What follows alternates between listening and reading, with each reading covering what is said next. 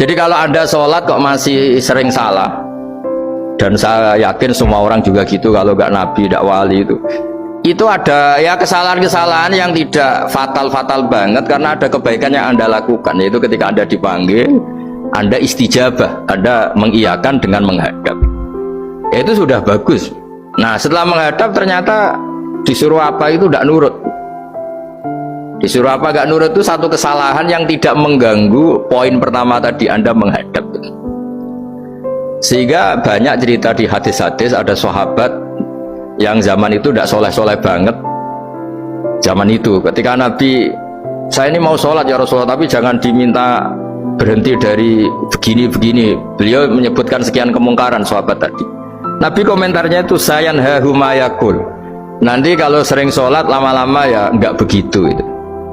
Nah, ini kelirunya kita sebagai manusia. Lama-lama juga baik itu kita kira itu terus harus sekarang gitu loh. Nah, itu keliru. Harus sekarang itu keliru. Bisa saja kita ini setiap sholat pasti sudah ditulis Allah nanti itu mati baik. Delala nanti habis asar sebelum kita maksiat sudah mati, habis sisa sebelum kita maksiat lagi sudah mati. Jadi barokahnya sholat itu ada waktu yang potensi ya, potensi sholat itu akhir kenangan kita, sholat itu identitas kita, sholat itu status kita. Nah, karena kita sholat itu pakai niat, niat itu komitmen. Sementara kalau Anda maksiat itu tidak pakai niat, karena zallah itu ya ada niat maksiat, tahu-tahu mungkin di bis ketemu orang cantik, terus agak jelalatan, tapi kan tidak niat. Tapi kalau sampai sholat kan datang ke masjid, bayangkan diimami ini, nanti kamu takbir, nanti kamu baca ini, baca ini. Jadi benar-benar komitmen, itu status kita. Kata Said Zabidi disebut mautinuhu wa haqiqatuh. Baiknya umat Islam itu kalau taat itu mautinu, itu alamat resminya, itu statusnya, kata Said Zabidi. Tapi kalau dia maksiat itu zallah itu kepleset. Jadi tidak pernah jadi status kita. Semoga semua maksiat kita ini tidak status tapi zallah.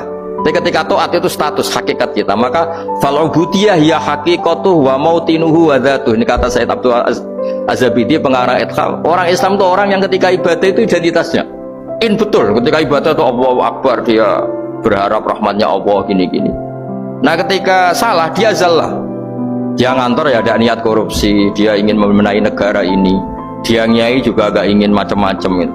Ya tapi karena manusia terus ada zallah. Nah, semoga semua kesalahan kita ini zallah itu ya cara Jawa kepleset, tidak mental. Dan semua kebaikan kita ini mental, yaitu kebaikan yang jadi tempat kita, identitas kita, haqiqatuh wa mautinuhu wa dzatuh. Tapi jangan pernah berpikir kalau apa artinya sholat kalau kita masih melakukan kemungkaran, itu salah besar.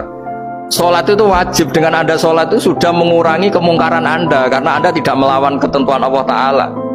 Kayak kita orang Indonesia, meskipun kita koruptor, mau jadi KTP Indonesia sudah bagus, kita mau jadi warga Indonesia, meskipun setelah itu kita korupsi dan salah, tapi lumayan mau jadi warga apa? Indonesia. Orang mau sholat artinya dia menstatuskan diri sebagai hamba Allah, taken kontra, kalau saya ini hambamu ya Allah, anta robbi, iya karena butuh, iya karena stain.